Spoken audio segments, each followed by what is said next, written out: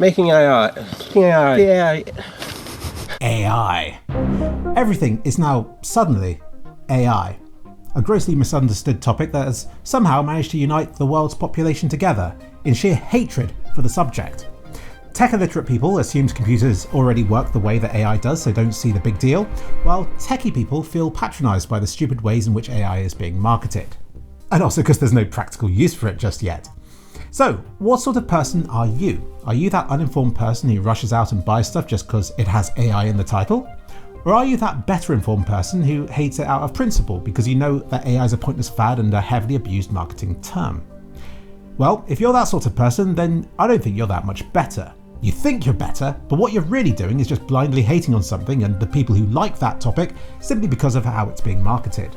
So, come with me to reach the next level up, where you acknowledge that the marketing for AI is atrocious, but that the technology inside these NPUs, and the fact they're being put into so many new devices, is actually rather exciting. And while you're at it, do the same with blockchain. Just because it was heavily abused in the NFT craze, the concept behind the technology is rather clever. It's just that there hasn't been a problem that it, and it alone, has been required to solve just yet. But I imagine in 10 or 20 years' time, it will show up in some unexpected way and help with something in some way that we can't yet foresee. But back to AI. What's happening is that a lot of new processors are getting a new part to them known as the NPU, which, being a neural processing unit, means it's designed for AI-based activities. This isn't something new. Nvidia's RTX cards, for instance, have had this functionality for several generations already. Also, NPUs aren't something that's required. You can do AI workloads without an NPU. It's just that it's not quite as good at it. It's a bit like how you can run Crysis without a graphics card, provided your processor has enough cores. It's just that it makes a lot more sense to run it on a graphics card that's been optimized for graphics processing and is thus much smaller and much more power efficient at the task. And cheaper too. Right now, Intel lists their 14000 series of processors as being 4 out of 5 for AI, whatever 4 out of 5 for AI means. I assume it means it's good, even though they don't actually have an NPU inside them. The 14000 series just gets there through sheer desktop PC processing brute force. But the reason that using an NPU would be better is because it's more optimized to run AI tasks, meaning it can run it faster or more efficiently than an equivalent CPU can. Or both. That's the theory. The reality is it's really early days for this. So early that nobody has much of an understanding of the real world practicality benefits that NPUs provide just yet, because the hardware is new and software that can utilize it is virtually non-existent. I don't think benchmarkers really know which benchmarks help test the benefits of NPUs, and I'm not even sure the benchmarks themselves know what it is that they're actually trying to do just yet.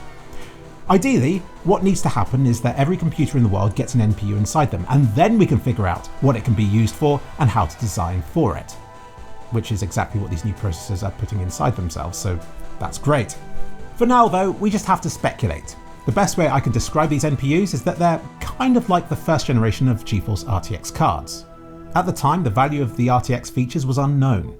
We didn't know what those RTX features would eventually look like, or even if the first generation of hardware would be powerful enough to benefit from them. And sure enough, newer generations of cards have become much faster. They support more features, and the number of games and applications that support these features has grown massively, to the point where you didn't miss out too much if you didn't jump on and buy the first generation of RTX cards. However, with hindsight, if you had to buy a new graphics card when the first generation of RTX cards came out, then they proved to be a good investment.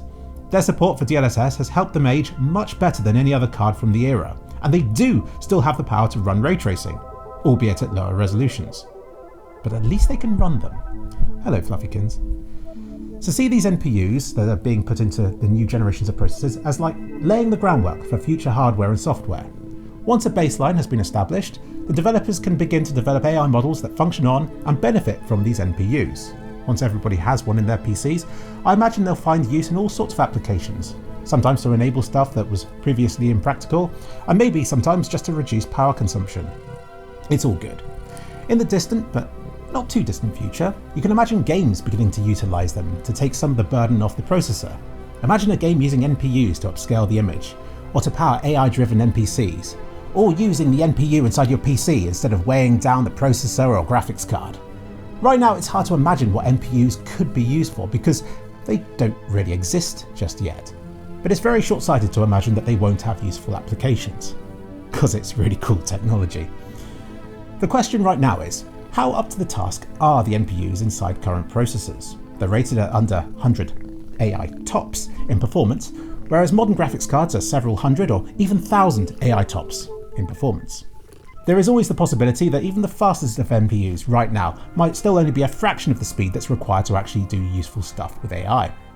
Generating AI videos in real time, for example, feels like something that's so far off that it will never be achievable on current hardware. I think the current use of NPUs is rather pitiful, like to blur the background of video calls, which is something a non-NPU can handle perfectly well already. It's just that the NPU can do it much more power efficiently, which is an improvement, I guess. It's just not something you're going to rush out and buy a new PC for, is it? Not if you're a normal person. Sorry, I just spat on it, didn't I? Something does give me hope for the first generation of laptop NPUs, and it's the fact that phones already have NPUs.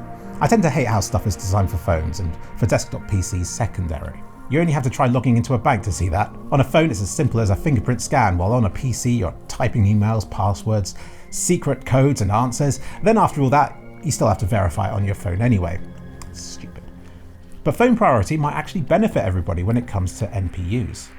Look at what Google are doing with their Tensor phone chips. Right now they're using it to edit pictures and to transcribe audio, but if a phone can achieve this stuff on extremely limited silicon and power budgets, you can only imagine how capable a laptop's NPU would be with like 10 times the power. How much is an NPU worth to you right now? Are you feeling the urge to rush out and to buy some AI-ready cables? Probably not. But if two laptops were available and were identical, apart from one having an NPU and the other not, then of course you'd get the one with the NPU inside. Just makes sense, doesn't it? If it cost $1 extra, probably still worth it. But what about $50? What about $100 more? Right now, I don't put that much value on them. But I imagine the value proposition will grow with every month. Everybody will have a different idea of how much AI-optimized hardware is worth to them, depending on what they do on their laptops and how long they intend to keep their hardware for. So that's how I see AI right now. It's not useless, even in its current state, it's just too early to know all the important answers and even which questions need to be asked. Sure, we could do without all the stupid marketing, but the underlying technology looks to change the functionality of computers forever, which I find very exciting indeed.